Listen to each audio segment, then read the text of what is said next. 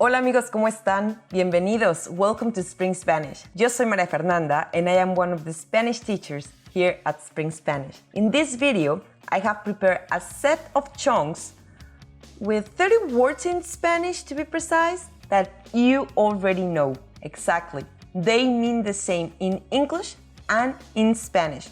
And you can start using them immediately in your conversations, even if you have never learned Spanish before. These words are called cognates, and in this lesson, we will be focusing on your pronunciation and their usage. However, in contrast to other videos where they give you a big list of cognates without any context whatsoever, I am going to make this lesson a bit fun for you. So stay tuned to find out how. So, ¿estás listo?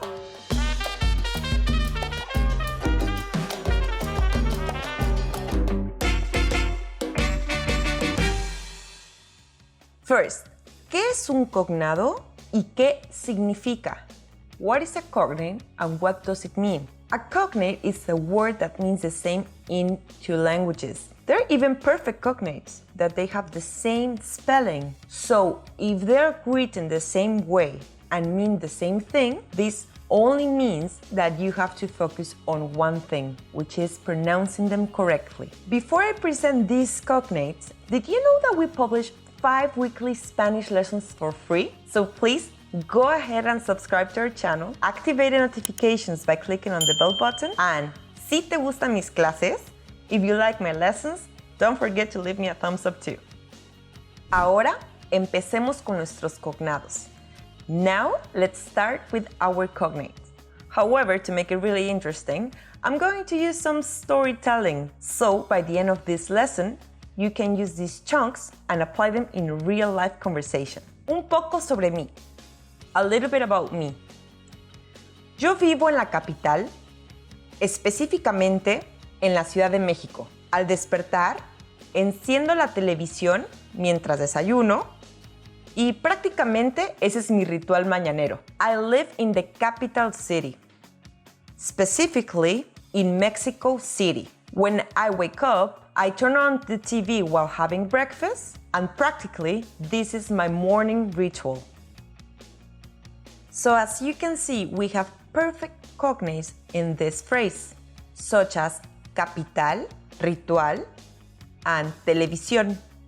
And what about those words ending in ALLY, like specifically and practically? Did you notice that when they convert into Spanish, they have the ending mente? That's why we have prácticamente and específicamente. And we don't have words in Spanish that start with S only. That's why we have to always add an E before. So specifically becomes específicamente. And a fun fact, that's why the Spanish speakers usually say Spanish instead of Spanish. Now, let's continue with our story so you can be ready to identify more chunks. Por cierto, tengo una memoria terrible. Por eso, escribo todo en mi agenda y así evito cualquier error o confusión. By the way, I have a terrible memory. For that reason, I always write everything on my agenda to avoid any error or confusion.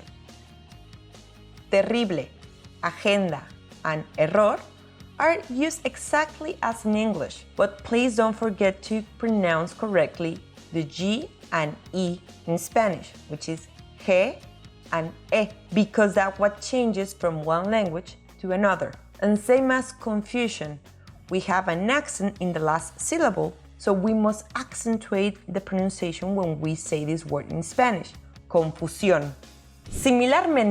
Similarly, like the words in English ending in ally or ALLY, there are some words that end in TION, such as pronunciation, or in SION, such as confusion.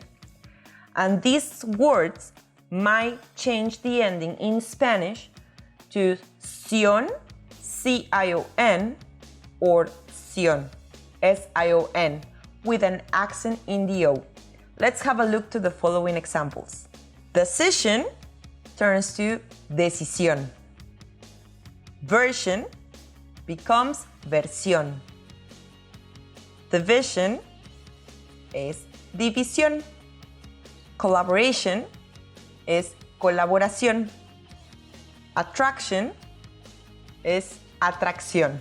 Collection becomes colección. Now, let's get to the end of our story. Quiero dedicar mi vida a ayudar a más personas a comunicar sus necesidades, a pronunciar correctamente y a crear vínculos, ya sea de forma personal o profesional, a través del idioma español. I would like to dedicate my life in helping other people to communicate their needs, pronounce correctly, and to create personal and professional links through the Spanish language. So, did you identify the patterns? Dedicate, dedicar, communicate, comunicar, create, crear, pronunciate, pronunciar. So these 4 words in Spanish, they just changed their ending to AR. Amazing, right? And now that you know what a cognate is, now personal, profesional, and correctamente make sense to you, don't they? So, prácticamente, you speak español básico with this formula. So, muy bien, mis amigos. Now, we're going to recap what we have learned in this lesson. We have perfect cognates, the ones that have same meaning and same spelling, and we have near perfect cognates. Means that we might have to change the ending or add a letter or change a letter to convert it into Spanish. But for that matter, amigos, I have made the following table so it will be easier for you to remember. Let's have a look at it together. Ok, so en la primera columna tenemos la versión en inglés. In the first column we have the English version. Y en la segunda columna, la versión en español. In the second column, the Spanish version. I will say the word in English and then the word in Spanish. Like that you can see the difference of the ending and how they change. Let's start with pronunciation. It becomes to pronunciación. Don't forget the accent in the letter O. Abbreviate. Remember from the previous example? It changes to abreviar. The ending is AR. Probability, ending ITY, will most likely change to the ending of DAD. So, probabilidad. Maternity, maternidad. Stability, estabilidad, and so on. And last but not least, we have the ending IC, like magic.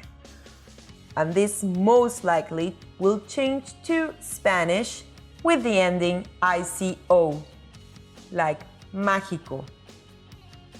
Traffic, tráfico.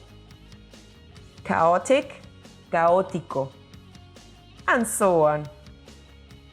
Of course, there are some exceptions to these rules, but now you know about the existence of the cognates, and you know more Spanish than you think. De nada. You're welcome. Great work, mis amigos! So do you want to keep learning Spanish using cognates and chunks? Then feel free to watch the free Spanish training that we have specially for you, where we explain the method we use at Spring Spanish, without cramming word lists nor grammar drills that lead nowhere. Remember, the link is inside the description box. I will see you next time with another interesting Spanish lesson. Hasta la próxima y adiós! Don't forget to subscribe, drop a like, and share the videos with your friends.